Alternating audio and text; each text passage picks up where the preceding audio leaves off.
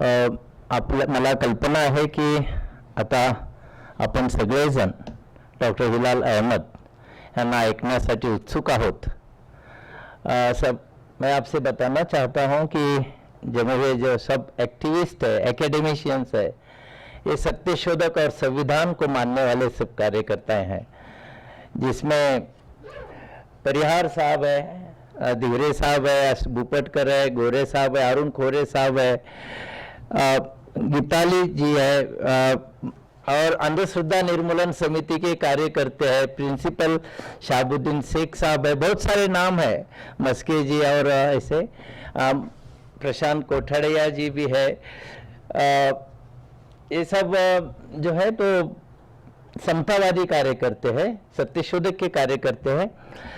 तो और आप सब श्रोताजन जो है यहाँ पर जमे हुए, आपसे भी गुजारिश करना है कि हिलाल अहमद साहब जो भी यहाँ पर अपने ख्याल रखेंगे, उसके पास 5-10 मिनट हम कम से कम 10-15 मिनट क्वेश्चन आंसर्स के भी रखेंगे कि आज दुनिया में क्या चल रहा है, डेमोक्रेसी का क्या चल रहा है, सेकुलरिज्म का क्या चल रहा है, सत्यशोधक समाज क्या और मुस्लिम पॉलिटिक्स क्या है, वो डेमोक्रेसी, ये सब जो भी इश्यूज है उसके ऊपर भी आप संवाद कर सकते हैं और आप जरूर उसमें सवाल पूछ सकते हैं।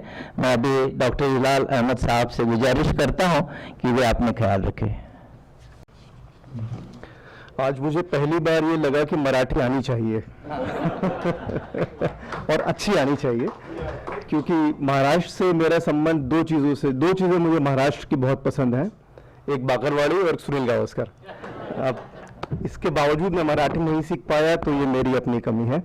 मुझे औपचारिक होना नहीं आता और जिस विषय पर हम बात करने वाले हैं उसके अंदर औपचारिक होने की ज़रूरत भी नहीं है, लेकिन मेरे बड़े यहाँ मौजूद हैं तो कुछ इसका मान रखते हुए मैं बाबा आढव, शमसुद्दीन भाई, उमीर भाई, शारदा बहन, बहुत बहुत शुक्रिया कि आपने ये मौका दिया कि मैं अपनी बात आपके बीच में रख सकूं।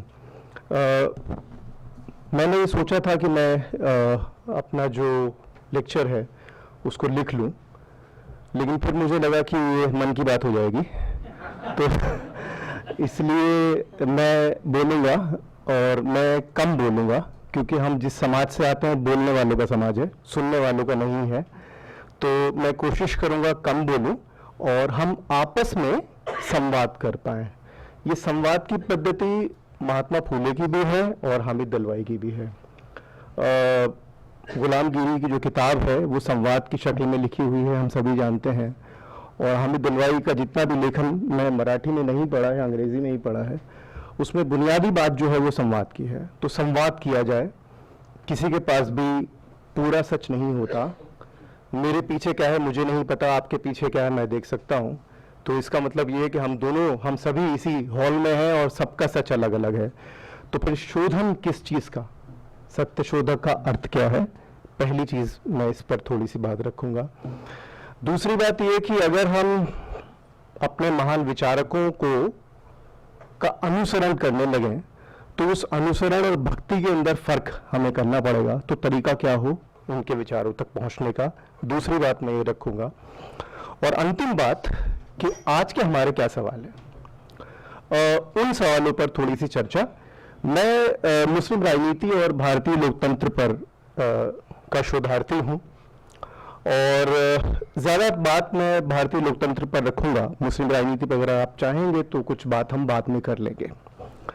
ये मुझे इसलिए ज़रूरी लगता है कि अपनी किताब मुस्लिम पॉलिटिक्स इन इंडिया में हामिद दलवाई एक बड़ा दिलचस्प सा उदाहरण देते हैं जॉर्ज फर्नांडिस का, और वो कहते हैं कि वो कैथोलिक हैं लेकिन बात समता की करते हैं। तो मुझे लगता है कि ये तरीका ठीक है कि मैं मुसलमान हूँ और मुझे गर्व है कि मैं मुसलमान हूँ, लेकिन मैं बात समता की करूँगा, मुसलमान की बात होती रहेगी। जैसे कि इस विषय पर मैंने जो आपको यहाँ अपना टॉपिक दिया था वो यही था कि सत्यशोधक, मुस्लिम सत्यशोधक विचार आखिर क्या है और इसकी आज के भारत में क्या प्रासंगिकता है। सबसे पहली चीज़ जो मैं शुरू करना चाहता हूँ वो ये कि मैं हामिद दलवाई के जितने भी लेखन से परिचित हूँ तो उसको सत्य शोधक की परिधि में लाने में मुझे कुछ परेशानियां लगी, और ये मेरी अपनी समझ की परेशानियां हैं। और मुझे लगता है कि क्योंकि हम अनौपचारिक रूप से बात कर रहे हैं, इसलिए मैं अपनी परेशानियां भी आपसे साझा करूं। पहली परेशानी जो है वो ये है कि हामिद दलवाई का लेखन मूल तौर पर, और बार बार ये कहते हैं, याद दिलाते हैं, अनुभव प्रेरित है। वो कहते हैं कि मेरा एक्सपीरियंस है, मैं कोई पॉलिटिकल थ्योरिस्ट नहीं हूं, मैं कोई दार्शनिक नहीं हूं। ये बहुत सफाई की बात है, और इसी सफाई से मैं भी ये बात कहना चाहता हूं कि मैं एक्टिविस्ट नहीं हूं, मैं पॉलिटिकल थ्योरिस्ट हूं, और मेरा धंधा शोध का है। तो हम दोनों अलग अलग जगह से आ रहे हैं, तो ये टकराव नहीं होना चाहिए, इसमें सामंजस्य पैदा कैसे किया जाए, ये मेरी पहली दुविधा है, और ये ईमानदारी की दुविधा है। मैं ये कैसे कह दूं कि मैं आज अपना इस तरह से हाथ उठाकर कि मैं इसका आंदोलनकारी नहीं, मैं पेशेवर शोधार्थी हूं, इस काम को करने के मुझे पैसे मिलते हैं, और मैं अपने पेशे के लिए ईमानदार हूं। हामिद दलवाई की दुनिया अलग है, मेरी दुनिया अलग है, लेकिन इसमें एक बातचीत होनी चाहिए, मुझे ऐसा लगता है, और ये ईमानदारी की बातचीत होनी चाहिए, पहली चीज। दूसरी चीज ये है कि क्योंकि वो एक्टिविस्ट हैं, कार्यकर्ता हैं, इसलिए वो अमल प्रधान है, वो कृत्य की ओर उनका ज्यादा जोर है, इसलिए उनके लेखन में एक उग्रता है, और उस उग्रता का सम्मान होना चाहिए। लेकिन जब मैं अपना लेखन देखता हूं तो बिल्कुल उल्टा है, मेरे लेखन में उग्रता नहीं है, उसके अंदर विश्लेषण है। तो एक उग्र तर्क और एक विश्लेषण का रिश्ता कैसे बने, ये दूसरी दुविधा है। तीसरी दुविधा यह है कि हामिद दलवाई का समाज या दुनिया अलग है, मेरी दुनिया अलग है। हामिद दलवाई के समय में यह संभव है कि हिंदू सांप्रदायिकता और मुस्लिम सांप्रदायिकता को बराबर रखा जाए, लेकिन हमारी दुनिया में मुस्लिम सांप्रदायिकता का चरित्र उतना खुलकर सामने नहीं आता है, और उसका रिश्ता हिंदू सांप्रदायिकता के साथ कैसा है वो कहीं धूमिल सा हो गया है। तो दोनों का संदर्भ अलग है, इसीलिए आज की जो हम बात करें वो इस विषय पर जो ये टकराव की स्थिति ना होकर, ये और एक और फायदा हामिद दलवाई को है जो हमें नहीं है, वो ये है कि वो अक्सर नेहरू का उदाहरण देते हैं, जेपी का उदाहरण देते हैं। याद रखिए, ये उस दौर की बात है जहां पर कि जेपी और नेहरू स्वीकार्य हैं। हमारे दौर में ना तो जेपी की कोई बात करता है और नेहरू पूरी तरह से अस्वीकार्य है। ये एक और फर्क है, एक और दुविधा है जिसका हमें जवाब देना पड़ेगा। अगर हम इन सवालों को छोड़ देंगे तो हम में और व्हाट्सएप यूनिवर्सिटी के भक्तों में कोई फर्क नहीं रहेगा, ये मुझे लगता है। ठीक है, और क्योंकि हम इसको करते हैं तब सवाल ये होता है कि आखिर हमको करना क्या चाहिए। अगर ये दुविधाएं हैं तो इनका जवाब क्या हो, इनको हम कैसे सॉल्व करें। मुझे ऐसा लगता है कि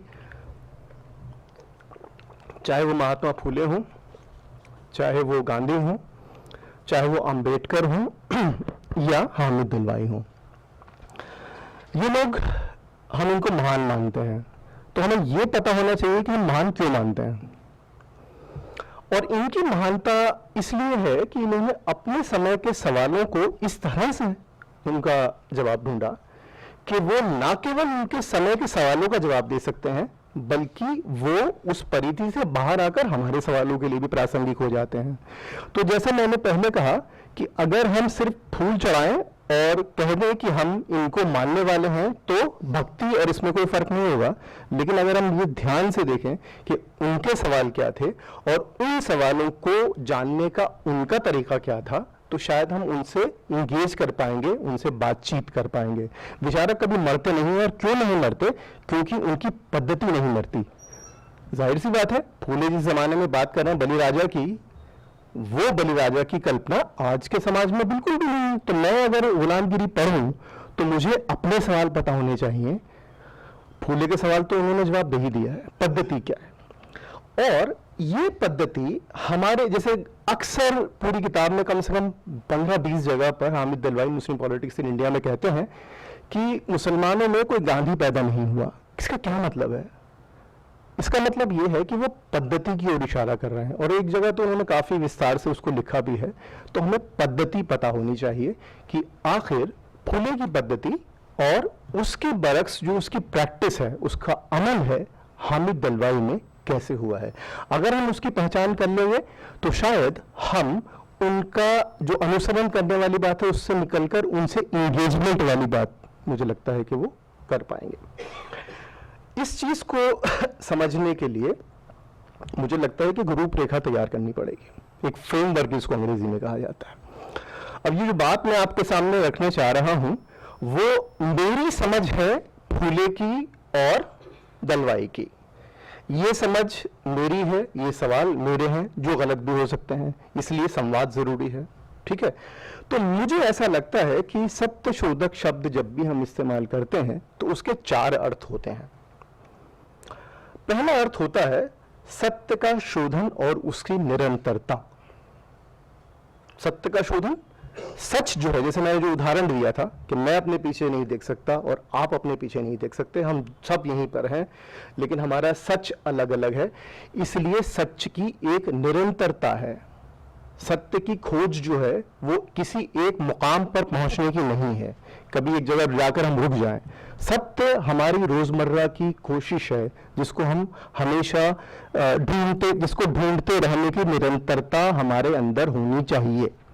अगर हमने सत्य की निरंतरता को छोड़ दिया तो फिर हम सच की खोज नहीं कर रहे, बल्कि हम कहीं जाकर रुकने की बात कर रहे हैं। सत्य लगातार, उसकी निरंतर खोज जरूरी है। सत्य शोधक का मतलब मेरी नजर में पहला मतलब यही है, सत्य की निरंतरता, निरंतर खोज। दूसरी बात, सत्य शोधन का संदर्भ। जैसे मैंने कहा कि हामिद दलवाई को जब भी मैं पढ़ता हूं तो मैं थोड़ा सा, मुझे लगता है कि उनका संदर्भ मेरा संदर्भ अलग है। इसीलिए सत्य की कोई तयशुदा परिभाषा नहीं है और बदलते कालखंड में सत्य बदलता रहता है। हामिद दलवाई का सच अलग था, हमारा सच अलग है, और इसीलिए मैं पद्धति पर बार बार लौट रहा हूं कि पद्धति से उस सच की, तो सच का संदर्भ अनुकूल होना। पहली बात, सत्य की खोज की निरंतरता, ये सत्य शोधक का मुझे ऐसा लगता है पहला अर्थ है। दूसरा, सत्य शोधन का संदर्भ की पहचान। तीसरी बात, सत्य शोधन की ऐतिहासिक पड़ताल। अब ये थोड़ा सा मैं इसको विस्तार से समझाना चाहता हूं, बताना चाहता हूं। मैं समझाने वाला कौन हूं, बताना चाहता हूं। जब हम कहते हैं कि ऐतिहासिक पड़ताल, तो आपको मैं थोड़ा सा याद दिलाऊंगा, और ये मुस्लिम पॉलिटिक्स इन इंडिया में कई जगह पर दलवाई कहते हैं कि हमें हिस्टोरिकली कॉन्स्टिट्यूटेड ट्रुथ को देखना चाहिए। सच हमेशा उसका अपना एक इतिहास होता है और वो उसी इतिहास से निर्मित होता है।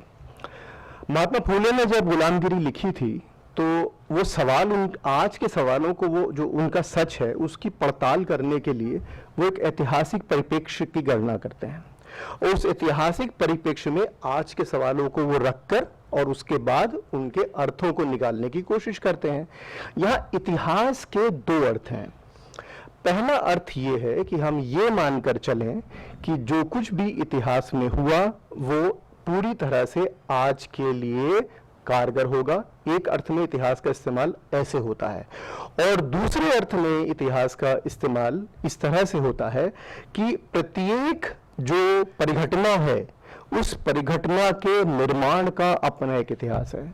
हामिद दलवाई के लेखन में हमें परिघटना के निर्माण का एक सच नजर आता है। इसीलिए जब भी हम सत्य शोधन की बात करें तो हमें उसकी ऐतिहासिक पड़ताल करनी जरूरी है, जो मैं आगे स्पष्ट करूंगा। अंतिम बात, चौथा आयाम सत्य शोधन का, वो है सत्य शोधन का खुलापन। यानी सत्य शोधन एक ऐसी चीज है जिसके जरिए हम ये नहीं कहेंगे कि इतने पर तो ये बात नहीं लागू होगी, यानी हम एक डिवाइडिंग लाइन खींच देंगे और ये कहेंगे कि हमारे सत्य शोधन की परिभाषा केवल यहाँ पर है। जैसे मुसलमानों के बारे में हामिद दलवाई कहते हैं कि वो सब बातें बहुत बढ़िया हैं, और आज के संदर्भ में ये बात ज़्यादा महत्वपूर्ण है।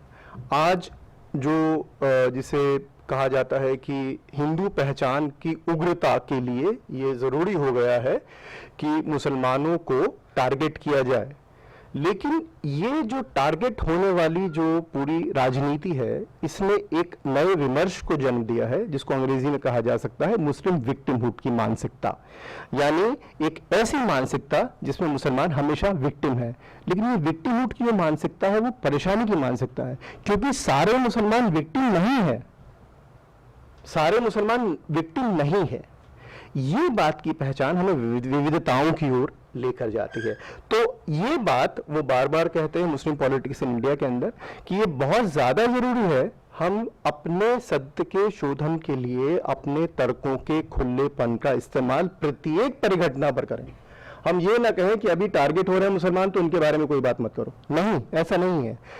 अभी भी जो मुसलमानों का इलीट है, अगर उसके बारे में बात नहीं की जाएगी तो हम भारत में वर्तमान सांप्रदायिकता के अर्थ को नहीं समझ सकते। इसलिए सत्य शोधन के लिए तार्किक खुलेपन की बहुत ज्यादा जरूरत है। आगे बढ़ने से पहले, क्योंकि ये पावर पॉइंट नहीं है, मैं एक बार फिर आपको दोहरा देता हूं और ताकि हम अगली बात थोड़े स्पष्ट कर पाए। सत्य शोधन की निरंतरता सत्य शोधक का पहला अर्थ है। निरंतरता वो लगातार जारी रहने वाली प्रक्रिया है। सत्य शोधन का संदर्भ, यानी किस संदर्भ में हम सत्य शोधन कर रहे हैं। सत्य शोधन की ऐतिहासिक पड़ताल, हमें हिस्टोरिसिस्ट होना पड़ेगा, हिस्टोरिकल रिडक्शनिज्म नहीं करना पड़ेगा। ऐतिहासिक तौर पर सत्य कैसा बना है जिसकी हम पड़ताल कर रहे हैं। और अंत में सत्य शोधन का खुलापन। ये चार आयाम मेरी नजर में सत्य शोधक शब्द की परिभाषा से निकलते हैं। मेरी अपनी समझ जो महात्मा फूले के लेखन से निकलती है, मैं मराठी नहीं जानता, मैं बार बार कह रहा हूं, और हामिद दलवाई के अंग्रेजी लेखन से जो निकलती है। अब सवाल ये होता है मुस्लिम सत्य शोधक क्या है। अभी तक तो सत्य शोधक की बात हो रही थी, क्योंकि भागना नहीं है ना। अगर हमने ये कह दिया कि सत्य शोधक का मतलब और मुसलमान दे रहा है सत्य शोधक का लेक्चर, तो मुस्लिम सत्य शोधक तो अंडरस्टूड है, समझ में आने वाली बात है, नहीं। इसका स्पष्टीकरण जरूरी है। मुस्लिम शब्द आखिर सत्य शोधक के साथ में कैसे लगाया गया, इसके इतिहास में जाने की भी जरूरत नहीं है। इसकी प्रासंगिकता आज क्या है वो जानना जरूरी है। और वो क्या है मेरे हिसाब से, गांधी एक जगह बहुत दिलचस्प बात कहते हैं अपने हिंदू धर्म के बारे में। वो ये कहते हैं ना तो ये एक्सीडेंट है, दुर्घटना भी नहीं है, और ना ही ये कोई सौभाग्य की बात है। ये एक परिघटना है, एक हो गई। जैसे मैं अपने आप को मुसलमान मानता इसलिए हूं कि मैं एक मुस्लिम परिवार में पैदा हो गया। इसमें ना तो मैं ये मानकर चल रहा हूं कि मेरे ऊपर अल्लाह ने बहुत बड़ा एहसान कर दिया, और ना ही मैं ये मानकर चल रहा हूं कि ये हाय क्या हो गया कि इस दौर में अब की हर जगह हिंदुत्व हो रहा है, मैं मुसलमान के पैदा हो गया। ये एक्सीडेंट भी नहीं है, और ये कोई किसी तरह का एक बहुत बड़ा एक ये भी नहीं, परिघटना है। और क्योंकि ये परिघटना है, इसलिए ये मैंने अपने लेखन में इस बात का जिक्र किया है। अपनी जो किताब है अल्लाह नाम की सियासत, उसमें मैंने कहा है कि ये मेरा लेबल है, और ये लेबल की चॉइस, ये इसकी जो, इस लेबल को मैंने नहीं चुना, ये मुझे दे दिया गया। जैसे भारत में पैदा होना मैंने नहीं चुना, है ना, जैसे बहुत सारी पुरुष होना मैंने नहीं चुना, ऐसी बहुत सारी चीजें थी जो हो गई। अब ये हो गई तो मैं इससे नफरत नहीं करूंगा, इसके अंदर जो बिगाड़ है उसका सुधार करूंगा। यही शब्द हामिद दलवाई के भी हैं जब वो ये कहते हैं कि वो मुसलमान क्यों हैं।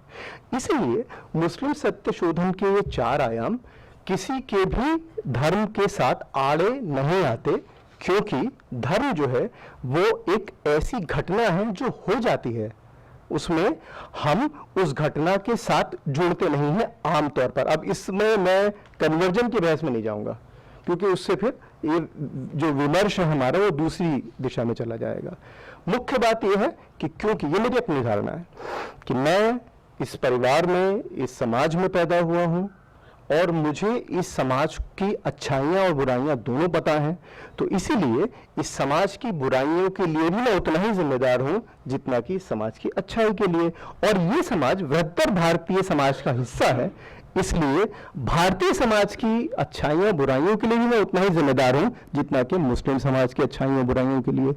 इसीलिए मुझे पूरा हक है ये कहने का कि अगर कोई हिंदू गलत काम करता है तो मैं मुसलमान होकर उसे रोक सकता हूं, और इसी तरह से किसी भी सत्यशोधक हिंदू के लिए यह जरूरी है कि वो मुसलमान की गलत बात को गलत कहे। ठीक है, तो ये हुआ अर्थ। अब अगर हम दोबारा सत्यशोधन के अपने 4 आयामों पर लौटें, तब एक और सवाल पैदा होता है। वो सवाल क्या है? और वो सवाल बहुत ही ज्यादा दिलचस्प सवाल है। वो सवाल ये है कि हम मानकर चलते हैं कि हम अपने आज को जानते हैं, ये हम मानकर चलते हैं, और इसीलिए हम अक्सर एक चीज में फर्क नहीं करते, और वो चीज है, अंग्रेजी में अगर कहूं तो what is and what ought to be. हम व्हाट ऑट टू बी वाले डायरेक्शन में चले जाते हैं, क्या होना चाहिए। और क्योंकि हमारे समाज में हमारा समाज जवाबदेह समाज है, जिम्मेदारी लेने वाला समाज नहीं है।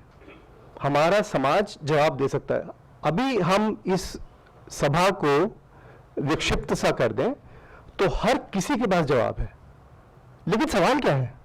हम अपने सवाल नहीं खोजते। यही फर्क हामिद दलवाई और हमारे बीच में है, यही फर्क महात्मा फूले और हमारे बीच में है। वो लोग अपने सवालों के प्रति बड़े सचेत थे, वो सवाल ढूंढ रहे थे, हम जवाब ढूंढ रहे हैं। तो हमको इससे बचना पड़ेगा।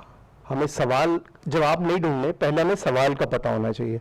और ज्यादातर समय हम अपना इस विषय पर बर्बाद करते हैं कि क्या होना चाहिए, और खास तौर से राजनीति में, शिक्षा में।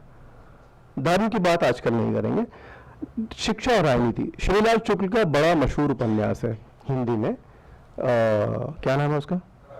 देखिए कितना बढ़िया, राग दरबारी। नाम मुझे भी याद था। राग दरबारी में एक जगह वो कहते हैं कि शिक्षा ऐसी कुतिया है जिस पर हर कोई अपनी लात जमाने का हक रखता है। इसी तरह भारतीय राजनीति भी है। हम ये मानकर चलते हैं कि हम राजनीति जानते हैं, जबकि ये पॉलिटिकल साइंटिस्ट होने की वजह से भी कह रहा हूं मैं, क्योंकि हमारा धंधा बंद हो जाएगा अगर आप सब राजनीति जान जाएंगे तो। लेकिन हम नहीं जानते हैं, तो हमारे सवाल क्या है? इन सवालों को मुझे लगता है कि अच्छी तरह से कुरेदने की जरूरत है।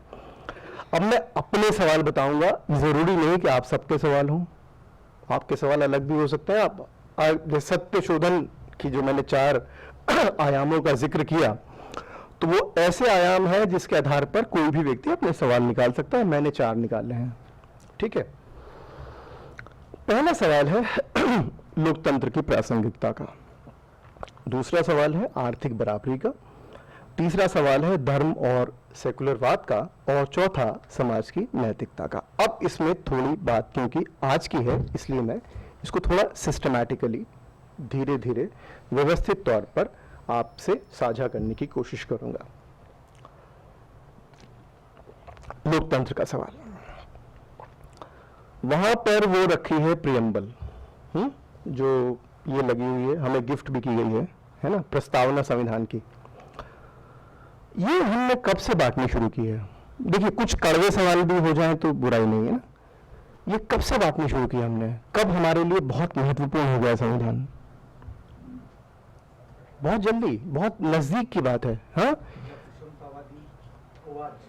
ऊपर ही कब? सन 5 साल है ना, उससे भी पहले 10 साल, मेरे हिसाब से 30 साल, 90 के बाद से। और ये कहानी बहुत इंपॉर्टेंट है, ये बहुत जरूरी है।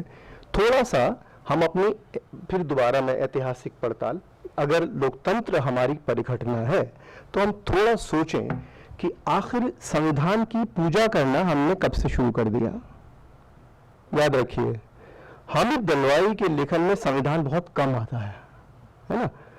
फूले के समय में तो था ही नहीं, लेकिन दलवाई के समय में, अंबेडकर के लेखन में संविधान इस तरह से मैंने नहीं पढ़ा जैसे आज हम पढ़ते हैं। क्यों? कहीं कुछ है गड़बड़ ना? यही गड़बड़ मेरा पहला सवाल है। भारत में लोकतंत्र के 2 अर्थ हैं, मैं लिख चुका हूं, अगर आप चाहें तो। ये सभी चीजें मैंने कहीं ना कहीं किसी न किसी तरह से, अंग्रेजी में ज्यादा लिखी हैं, हिंदी में बहुत ही कम लिखी हैं, तो आप अगर चाहें तो उसको मैं आपसे साझा कर सकता हूं।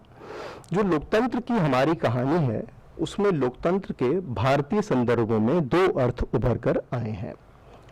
पहला अर्थ ये है, और हमें इसको थोड़ा सा सोचना चाहिए, कि आज़ादी से पहले भी हम लोकतंत्र की बात कर रहे थे आज़ादी के साथ साथ, है ना।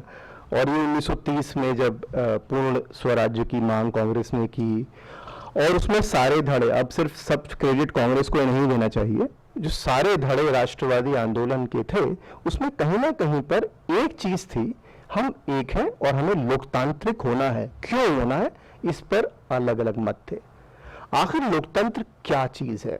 अगर हम संविधान सभा की बहसों को देखें, और खास तौर से जो डॉक्टर अंबेडकर के संदर्भ में जो उन्होंने जवाब दिए हैं, इसको इस नज़र से भी जो लोग संविधान सभा की बहसों पर बात करते हैं, वो थोड़ा अगर जाकर देखें दोबारा कि अंबेडकर ने क्या क्या कहा था, बहुत दिलचस्प है अंबेडकर का। अंबेडकर की नज़र में डेमोक्रेसी या लोकतंत्र एक जरिया है, एक माध्यम है, और ये एक भारतीय लोकतंत्र की कहानी में ये एक बड़ी घुटी हुई बात है। लोकतंत्र एक जरिया है किसी व्यापक सामाजिक परिवर्तन के लिए। लोकतंत्र साधन है, याद रखिए, लोकतंत्र साध्य नहीं है, लोकतंत्र साधन है किसी व्यापक सामाजिक परिवर्तन के। भारतीय संविधान की पूरी जो रूपरेखा है उसमें ये साधन मात्र ही है। लोकतंत्र साधन है, संविधान उसका मैनिफेस्टेशन है, उसका एक जिसे कहा था मूर्त स्वरूप है, और वो कहीं कुछ और है जिसे हमें हासिल करना है। अब अलग अलग लोग उस हासिल करने की बात को अलग अलग कहते हैं, ठीक है। जैसे जेपी कहेंगे, जैसे नेहरू कहेंगे socialistic pattern of society, Samajwadi समाज का ढंग की, कम्युनिस्टों के लिए रेवोल्यूशन रही होगी, ठीक है। जेपी की एक बहुत दिलचस्प किताब है रिकंस्ट्रक्शन ऑफ इंडियन पॉलिटी, 1959 में लिखी गई किताब है, और उसमें भी संविधान की पूजा नहीं है, बल्कि वो उन चीज़ों की ओर इशारा है जिससे समाज का, और जिससे समाज में जो आगे जाकर उनके विचारों में एक और नई चीज़ आती है, संपूर्ण क्रांति 70 के दशक में, वो उस तक पहुंचने की एक शुरुआत हमें नजर आती है। लोहिया के विचारों में भी ये बात है। तो आखिर लोकतंत्र जो है वो 1990 से पहले तक एक साधन है किसी बड़ी चीज को हासिल करने का। लेकिन एक बड़ी दिलचस्प घटना होती है 1990 में। अब 1990 आते ही मुस्लिम सत्यशोधक समाज के सामने जब भी ये बात आती है तो कहीं ना कहीं बाबरी मस्जिद याद आ जाती है। लेकिन जो मामला है वो बाबरी से कहीं बहुत बड़ा है, उससे ज्यादा बड़ी एक परिघटना घटती है और जिस पर की बहुत चर्चा नहीं होती। वो क्या है कि राज्य का स्वरूप बदल जाता है। राज्य ये मानना छोड़ देता है कि लोकतंत्र साधन है। राज्य कहना शुरू करता है लोकतंत्र साध्य है, आपको लोकतंत्र की जरूरत है लोकतंत्र के लिए, ठीक है। और तब ये जो आइडिया है, ये जो विचार है कि भारत दुनिया का सबसे बड़ा लोकतंत्र है, सरकार द्वारा बहुत तेजी से फैलाया जाता है, ठीक है। और वो इतना तेजी से फैलाया जाता है कि अब आकर ये कहने की नौबत आ जाती है कि भारत दरअसल बड़ा लोकतंत्र नहीं है, बल्कि वो तो लोकतंत्र की मां है। थैंक्स टू नरेंद्र मोदी, भारत जो है वो लोकतंत्र की मां है। अब वो जो मां वाला ये तस्वुर है, जो ख्याल है, उसके ऊपर भी मैंने लिखा है कि उसमें कितनी ज्यादा इनकंसिस्टेंसीज हैं। जो ये आइडिया पूरा ICHR ने जिसको सर्कुलेट किया सरकारी महकमों में, उसमें ये पूरा मामला कितना गड़बड़ था, लेकिन वो इंपॉर्टेंट नहीं है। महत्वपूर्ण बात यह है कि आखिर लोकतंत्र के ये दो जो अर्थ हैं, पहले अर्थ में लोकतंत्र एक साधन है किसी बड़ी चीज को हासिल करने के लिए, और वो बड़ी चीज क्या है, सामाजिक परिवर्तन। और सामाजिक परिवर्तन पर तकरीबन एक हमारा मत है, हम ये मानकर चल रहे हैं पूरे देश में, चाहे वो किसी भी विचारधारा को है, उन्हें बदलना है, हमें अच्छा समाज बनाना है, ठीक है। लेकिन 1991 के बाद, 90 के बाद हम ये कह रहे हैं कि हमारा समाज जो भी हो, हमें अपना लोकतंत्र पे गर्व करना है। लोकतंत्र for democracy, for the sake of democracy, ये इससे बड़ा विरोधाभासी कोई कथन हो नहीं सकता। Democracy for the sake of democracy, democracy है और डेमोक्रेसी, तो और डेमोक्रेसी किस लिए, और डेमोक्रेसी किस लिए, क्यों लोकतंत्र की जरूरत है, हम चुप हो जाते हैं। और इसके परिणाम क्या होते हैं, ये मेरा पहला सवाल है। इसके दो परिणाम होते हैं। एक होता है कि हम, और राज्य खास तौर से, वो संविधान की अंधी भक्ति शुरू कर देता है। वो संविधान कोई नहीं देखता। याद रखिए, संविधान कोई, और खासतौर से अंबेडकर के संदर्भ में, संविधान कोई ऐसी चीज नहीं है जिसे आप पवित्र किताब कहें। संविधान वो चीज है जो हमने मिलकर बनाई है, जिसमें परिवर्तन संभव है। वो बहुत अच्छा है, उसके कुछ मूल हैं, और उसमें परिवर्तन तभी संभव है अगर हम उसकी भावना को पहचानें। तो संविधान मेरे लिए पूज्य तभी है जब उसकी भावना के साथ अगर हम हैं, और अगर संविधान केवल एक भक्ति करने की चीज हो जाएगी तो फिर याद रखिए, इसी को मेरे जो एकेडमिक मेरा जो लेखन है उसमें मैं एक टर्म यूज करता हूं, हिंदुत्व कॉन्स्टिट्यूशनलिज्म। हिंदुत्व कॉन्स्टिट्यूशनलिज्म का मतलब है कि आखिर बीजेपी ने 1992-93 के बाद से अपना नजरिया बदल दिया संविधान को देखने का। इससे पहले वो बड़े अनकंफर्टेबल थे। 99 तक में वो ये बात कर रहे थे कि इसकी वर्किंग को चेक कर लो, ठीक काम करता है कि नहीं करता। वेंकट चलिया कमीशन बना था 1999 में। लेकिन 2013 में उसका क्रेडिट जाता है नरेंद्र मोदी को, ये कहना शुरू किया गया कि संविधान के अंदर हमें दो चीजों को देखना पड़ेगा। एक, संविधान की भावना या प्रिंसिपल्स या वो बातें जो प्रियम्बल में हैं, और दूसरा रूल्स, एक्सेप्शंस।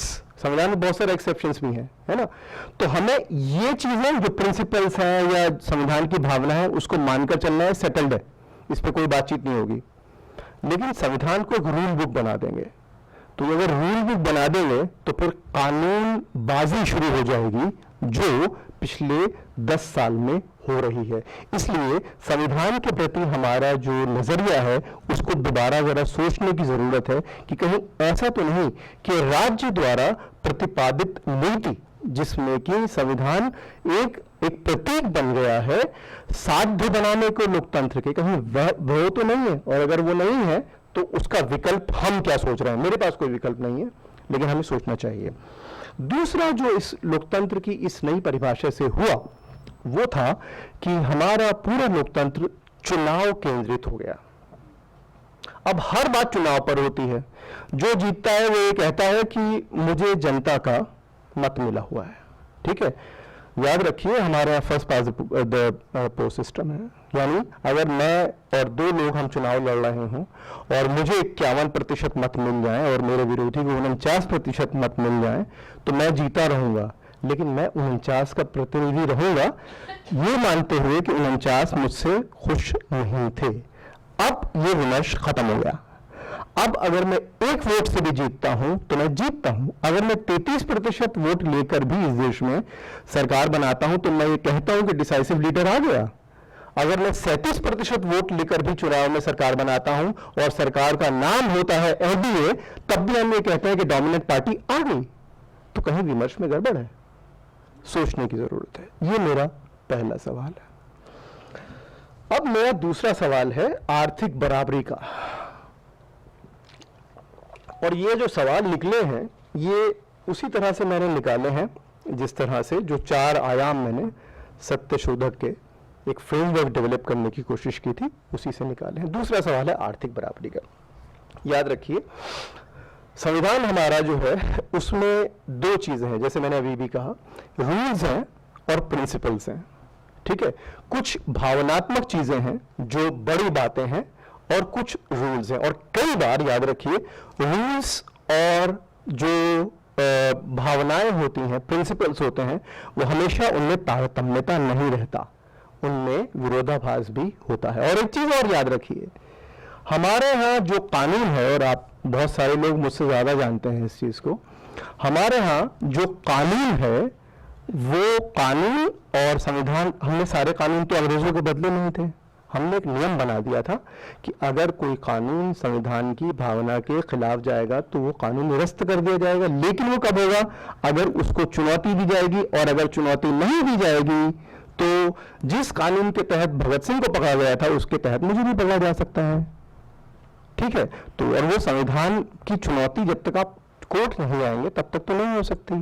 तो इसलिए जो इंपॉर्टेंट चीज है संविधान की वो याद रखनी है कि प्रिंसिपल्स हैं और रूल्स हैं।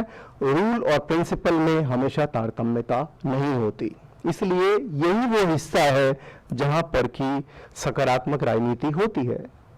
और यही सकारात्मक राजनीति हमें हामिद दिलवाई की राजनीति में देखने को मिलती है। अब आर्थिक बराबरी के बाद जो प्रिंसिपल्स थे, अगर हम संविधान के अंदर देखें और खासतौर से प्रियम्बल और उसके डायरेक्टिव प्रिंसिपल्स, उसमें एक चीज बार बार आ रही है, वो है लोक हितकारी राज्य। ऐसा राज्य जो कि लोकहित की बात करेगा, वेलफेयर स्टेट, ठीक। और वेलफेयर स्टेट में जो प्रिंसिपल है, जिस चीज के लिए ये लोकहितकारी राज्य बना है, वो है सामाजिक बराबरी, ठीक है। लेकिन सामाजिक बराबरी करते हुए संविधान कतई ये नहीं कहता कि आर्थिक बराबरी की बात नहीं होगी। अगर हम directive principle of state policy पे जाएं तो ये बात बार बार आती है कि आर्थिक बराबरी को कहीं ना कहीं पर हमें मान्यता एक प्रिंसिपल के रूप में, एक भावना के रूप में हमें उसको मानना पड़ेगा। आर्थिक बराबरी, सब बराबर है आर्थिक रूप से और सबका संसाधनों पर बराबर का हक है, ये संविधान कहता है, ठीक है। ये केवल इतनी सी बात कहना और मानना भर है। लेकिन 1991 के बाद जो भारत में राज्य आया, उसने इस बात को दरकिनार कर दिया। और कैसे दरकिनार किया? और यह कहा जाने लगा कि अब राज्य जो है वो आर्थिक क्षेत्र में हस्तक्षेप नहीं करेगा। राज्य हस्तक्षेप पहले जब भी करता था, याद रखिए भारत में कभी ऐसा नहीं था कि पहले स्वर्ग जैसी 1991 से पहले स्वर्ग था, नहीं। जो राज्य की मशीनरी थी वो लाल फीता शाही का शिकार थी, और इसके बावजूद भी जो निजी क्षेत्र था वो भी चल रहा था, ठीक है। 91 के बाद राज्य ने यह कहना शुरू किया कि जो आर्थिक क्षेत्र है उससे हम पीछे हट रहे हैं। हमारा काम आर्थिक क्षेत्र में अपना रोल निभाना नहीं है, बल्कि हमें बाजार को फैसिलिटेट करना है। अब जैसे ही ये बाजारीकरण शुरू हुआ, तब एक बहुत बड़ी चुनौती आ गई। चुनौती क्या थी? एक तरफ आपका संविधान ये कह रहा है कि आपको सामाजिक और आर्थिक बराबरी बनानी है, दूसरी तरफ राज्य ये कह रहा है कि हमको सामाजिक आर्थिक बराबरी नहीं बनानी, बल्कि हमें बाजार क्रिएट करना है। और भारत में बिना आप वेलफेयर किए पॉलिटिक्स कर नहीं सकते, तो क्या करेंगे? उसका वे आउट क्या हुआ? उसका वे आउट हुआ सेक्टोरल एफर्मेटिव एक्शन। अब इसकी हिंदी थोड़ा मुश्किल है, मैं थोड़ा एक्सप्लेन करने की कोशिश करता हूं आपको। एफर्मेटिव एक्शन की हमें पता है भारत में जो, याद रखिए आरक्षण जो है केवल एक तरीका है एफर्मेटिव एक्शन देने का, केवल एक तरीका है, और 10 तरीके से आप एफर्मेटिव एक्शन दे सकते हैं। आरक्षण के अलावा राज्य ने सामाजिक समूहों को अलग तरीके से संबोधित करना शुरू किया 1991 के बाद। एक तरफ राज्य ने कहा कि अगर आप व्यक्ति हैं तो आप बाजार के नियमों से ही केंद्रित होंगे। आपको बाजार को, जैसे एक बड़ा मशहूर फ्रेज था 91 से लेकर और नरेंद्र मोदी के आने के पहले तक कि मार्केट विल रेगुलेट इटसेल्फ, यानी बाजार अपने आप को स्वनियंत्रित कर लेगा। ये एक बहुत बड़ी भ्रांति है। कोई भी बाजार पूंजीवादी व्यवस्था में अपने आप को स्वनियंत्रित नहीं करता, उसके लिए राज्य के हस्तक्षेप की जरूरत होती है। चाहे वो SEZ हो या बहुत जिसको पॉपुलर किया जाता है मनरेगा हो, वो कहीं ना कहीं पे उसी फ्रेमवर्क से निकल रहा है, जिसमें ये बात बार बार कही जा रही है कि बाजार अपने आप को रेगुलेट कर लेगा और हम क्या करेंगे, जो सामाजिक रूप से पिछड़े तबके हैं उनको अलग अलग संबोधित करेंगे। हम महिला को अलग संबोधित करेंगे, हम OBC को अलग संबोधित करेंगे, और हम मुसलमान को भी अलग संबोधित करेंगे। हम सच्चर बना देंगे, हम रघुनाथ मिश्रा बना देंगे ताकि लिंग्विस्टिक माइनॉरिटीज भी आ जाएं। हम ये कहेंगे और एकदम से हम बाबा साहब को सिंबल बना देंगे। याद रखिए, बाबा साहब को केवल हम और आप ही नहीं मानते हैं, बाबा साहब का एक बहुत बड़ा दुरुपयोग भी इस देश में लगातार चल रहा है, और वो 91 के बाद से भारत रत्न इतनी देर से दिया गया बाबा साहब को, उसके पीछे की राजनीति हमें भूलना नहीं चाहिए। याद रखिए, एक ले दे के दिल्ली में स्टेडियम हुआ करता था, भीमराव अंबेडकर स्टेडियम, बहुत कम चीजें थी, लेकिन जो अंबेडकर का इस्तेमाल एक सिंबल के तौर पर सभी दलों ने करना शुरू किया, वो आखिर 91 के बाद ही क्यों शुरू हुआ? तो हम क्या करेंगे, इसको कहा जाता है सेक्टोरल अपीसमेंट। हम सेक्टर में अपीस कर देंगे, आप मुसलमान हो तो आप ये रहो, आप OBC हैं तो आपको ये दिया जाएगा, आप दलित हैं, आप महिला हैं, और उससे ये होगा कि जो आर्थिक बराबरी का सवाल है, तब उसके बारे में कहा जाएगा आप जाइए, मार्केट फ्री है। इसीलिए, और अंतिम बात ये दूसरे सवाल पर कहकर मैं अपनी बात को ख़त्म करूंगा, वो ये है कि एक न्यू इंडिया नाम की चीज़ है, नया भारत। और खैर नया भारत तो मैं ही कह रहा हूँ, उसका अनुवाद कर रहा हूँ, नरेंद्र मोदी न्यू इंडिया कहते हैं। न्यू इंडिया बोल देते हैं, चलिए वो भी खुश रहें। तो न्यू इंडिया अगर आप मानने वाले हैं न्यू इंडिया के, तो आपको एक शपथ लेनी पड़ेगी, ठीक है। और वो शपथ क्या है कि मैं स्वच्छ भारत में सफाई, कोई कूड़ा पड़ा होगा और डाल दीजिए, मैं उठा लूंगा तो फोटो खिंचवाने में मदद मिलेगी, वो उठा लूंगा, मैं स्वच्छ भारत के साथ रहूंगा। मैं उसकी नवी ये शर्त है, वो बहुत दिलचस्प है। वही शर्त शायद सबसे महत्वपूर्ण है इस बात को समझने के लिए, और वो अंग्रेजी में ये है, हिंदी वो नहीं करते हैं, इंग्लिश बोलते हैं, क्योंकि वो शर्त है कि I will be job creator not a job seeker.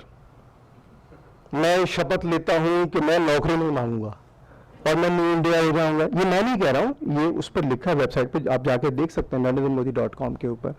तो अगर ये बात हो कि मैं जॉब क्रिएटर बनूंगा, जॉब सीकर नहीं बनूंगा, तो इसका मतलब राज्य ये कह रहा है कि नागरिक से कि आपको कोई अधिकार नहीं है हमसे नौकरी मांगने का, ठीक है। और अगर आप हमसे नौकरी मांग रहे हैं तो आप गलत कर रहे हैं। और सारे राजनीतिक दल, इसमें आप केवल बीजेपी को या नरेंद्र मोदी को शामिल मत कीजिए, तमाम राजनीतिक दल इस पूरी व्यवस्था पर उनका एक मत है। बहुत सारे लोग मनरेगा की बात करते हैं, तो क्या 100 दिन, मैं 100 दिन के लिए जिंदा रहने का अधिकार है? ये सिद्धांत की बात है। सिद्धांत क्या ये होगा कि 100 दिन आप मुझे जिंदा रखने के लिए काम देंगे, 100 दिन के बाद मार्केट विल रेगुलेट इटसेल्फ। अगर ऐसा है तो कहीं आपके सिद्धांत में गड़बड़ है। और इस सिद्धांत पर तमाम political parties including radical left भी शामिल है। तो ये मामला बीजेपी का नहीं है, ये मामला नरेंद्र मोदी का नहीं है, ये मामला पॉलिटिकल क्लास का है। पॉलिटिकल क्लास की पॉलिटिक्स को समझना जरूरी है। ये मेरा दूसरा सवाल है। अब तीसरा सवाल, और वो शायद ज्यादा प्रासंगिक लगे, शायद ज्यादा दिलचस्प लगे, क्योंकि वो धर्म से जुड़ा हुआ है। धर्म, मार्क्स ने कहा था अफीम है, लेकिन आगे भी कुछ कहा था। मार्क्स का सेंटेंस बड़ा कोट किया जाता है कि it's an opium to the masses, लेकिन मार्क्स ने ये भी कहा था is a soul of a soulless society and heart of a heartless society. तो धर्म के दोनों मतलब हैं। धर्म की एक आध्यात्मिक पक्ष भी है और धर्म एक विचारधारा भी है। लेकिन हमारे यहाँ आज पिछले 10 सालों में, 20 सालों में धर्म कैसे माना जाता है, किस चीज़ को हम धर्म कहते हैं? जैसे मैंने कहा ना कि हम बहुत जल्दी, जैसे हमारे पास जवाब है, लेकिन सवाल क्या है, ठीक है। इसका एक उदाहरण, मैं एक दिन दिल्ली मेट्रो में जा रहा था और शाम का समय था। नोएडा आप शायद जानते होंगे, एक हब नाम है काफ़ी, जिसमें यंग लोग काफ़ी काम करते हैं, और वो सब लोग इस तरह से भरी हुई मेट्रो में इस तरह से उन लोगों ने ऐसे पकड़ रखा था। अचानक मेरी नज़र उन हाथों पर गई जो युवा हाथ थे, लड़के लड़कियों के, और उन सब में राशि की अंगूठी जो होती है, 90% हाथों में वो अंगूठियां थी, ठीक है। और उनके मोबाइल थे ऐसे, और जिसपे वो हॉलीवुड की फिल्म देख रहे थे। यानी हाथ में राशि का नगीना और नीचे हॉलीवुड फिल्म। ये कॉन्फ़िगरेशन है रिलीजन का। मजहब ऐसे ही होता है। तो इससे मुझे ख्याल आया कि हम अपने सर्वेक्षणों में क्यों नहीं सवाल पूछें। और याद रखिए, मैं CSDS से हूँ और हम सर्वेक्षण करते हैं। सुहास पलशिकर हमारे सीनियर हैं, मेरे गुरु हैं।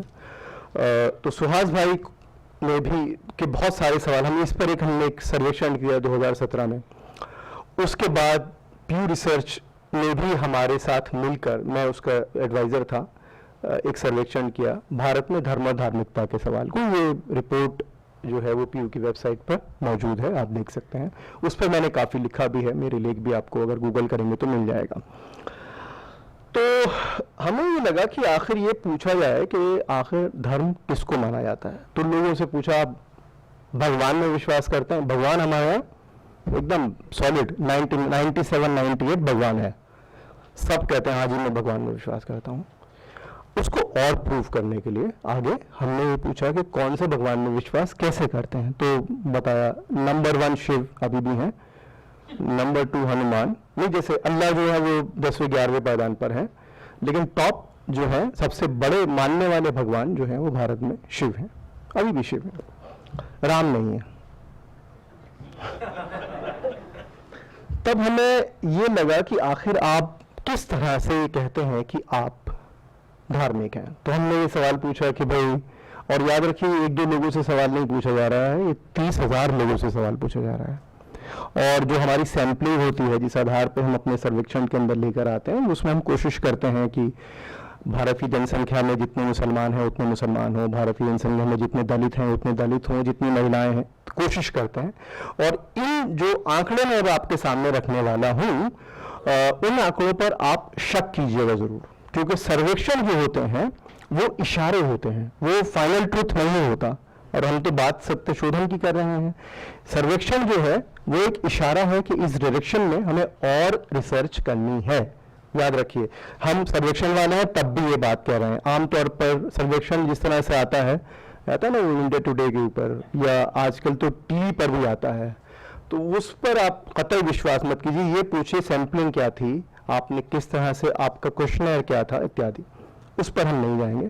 तो मैं जो आपके सामने आंकड़े अब रखने वाला हूं, उसकी भूमिका केवल यही है कि हम ये जान लें कि किस तरह से आज के हमारे देश में, भारत में, और ये पूरे जितने भी यूनियन टेरिटरी कश्मीर इंक्लूडेड, ये उस सर्वेक्षण का में आया था। तो हमने पूछा कि भाई अगर आप मुसलमान, आपके हिंदू होने की परिभाषा क्या है? तो लोगों ने कहा कि मैं हिंदू इसलिए हूं क्योंकि मंदिर जाते हैं एटसेट्रा।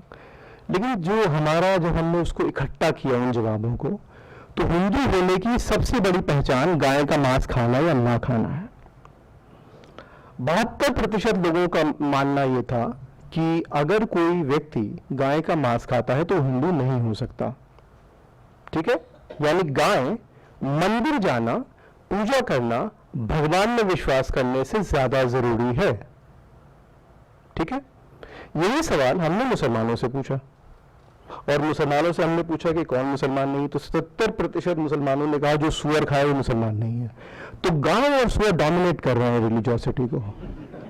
जानवरों से अगर हमारा धर्म तय होना शुरू हो जाए तो आप समझिए हम कहां पहुंच चुके हैं। उसमें आध्यात्मिकता नाम की कोई चीज नहीं है।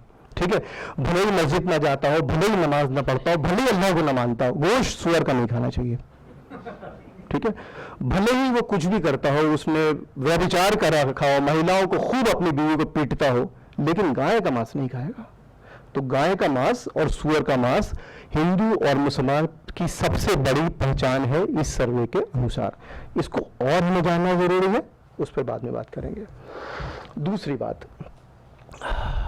बिग फैट वेडिंग है ना, शादी हमारे यहाँ बड़ा जबरदस्त एक ये है, शादी को लेकर हमारे यहाँ फिल्में भी बनती हैं, और 85% भारतीयों का ये मानना है कि शादी में धूम धड़ाका होना चाहिए, बिग फैट वेडिंग। ठीक है, मुंडन भी इसी तरह से होना चाहिए। 75% भारतीयों का ये कहना है कि मुंडन सेरेमनी, या जो जैसे हर एक जगह पर जो पहली बच्चे का जो रिचुअल होता है उसको अच्छी तरह से मनाना चाहिए। ठीक है, तो ये मनाने का जो कल्चर है, याद रखिए 40 या 50 के दशक में जब धर्म सुधार आंदोलन चले तो इन बातों पर हमेशा सवाल उठा, शादी कैसी होनी चाहिए, आपके रिचुअल्स कैसे होने चाहिए, क्या ये रैशनल है या इनमें विवेक है। वो बात बिल्कुल खत्म हो चुकी है। अब हम शादी भी बहुत बढ़िया करना चाहते हैं, मुंडन भी बहुत बढ़िया करना चाहते हैं, और सबसे दिलचस्प बात है कि हम अंतिम संस्कार भी बहुत बढ़िया करना चाहते हैं। 86% भारतीयों का कहना यह है कि अंतिम संस्कार प्रोसेशन बहुत अच्छे से होना चाहिए। और शायद आप लोगों को इस बारे में पता हो या नहीं हो, और क्योंकि मेरी दिलचस्पी जो है वो मॉन्यूमेंट्स के अंदर भी है, और मुझे मृत्यु बहुत दिलचस्प लगती है, मौत, और लोगों के मौत के प्रति बढ़ती हुई चीजें है ना। जैसे मुसलमान कहते हैं कि ओहो यहाँ तो मूर्ति रख दी तो अब तो गड़बड़ हो गई, लेकिन हर एक मुल्ला इस वक्त में अपना वीडियो बना के डालता है, वो मूविंग इमेजेस के इमेजेस नहीं होती। हर एक मुर्दा जो मर चुका होता है उसकी फोटो लेना चाहता है। ठीक है, कब्रिस्तान के अंदर वीडियोग्राफी होती है, ये सब चीजें इस बात को दिखाते हैं कि कहीं ना कहीं पर जो समाज है वो दरअसल एक सा सोचता है। समाज के अंदर जब बुराई आती है तो पूरे समाज में आती है, एक हिस्से में नहीं आती है। अगर हम ये कहें कि अभी रेडिकल हिंदुत्व बढ़ रहा है तो इसका मतलब ये जानिए कि पूरे समाज में रेडिकलिज्म पनपना शुरू हो चुका है। अब सवाल ये है कि ये तो हुआ कर्मकांड वाला मजहब। जैसे मैंने कहा 97% लोगों ने आगे कूद कर कहा कि वो भगवान में विश्वास करते हैं, लेकिन कैसे विश्वास करते हैं? 74% भारतीयों का ये मत है कि जो कुछ भी मेरे साथ हो रहा है वो मेरे कर्मों की सजा है। तो फिर market will regulate itself. Market क्यों नहीं काम करेगी जब आप ये मानकर चल रहे हो कि आपके ही भाग्य का ये नतीजा है? एक कर्म जो मैंने पहले किए थे उसका नतीजा ये हो रहा, मुझे नौकरी नहीं मिल रही। भाग्य 70% भारतीय भाग्यवादी हैं। उन्होंने कहा ये हम भाग्यवादी हैं, मेरी किस्मत में नहीं था। इंटरव्यू तो अच्छा हुआ था, मेरी किस्मत में नहीं था। जाति वाति कुछ नहीं थी, मेरी किस्मत थी।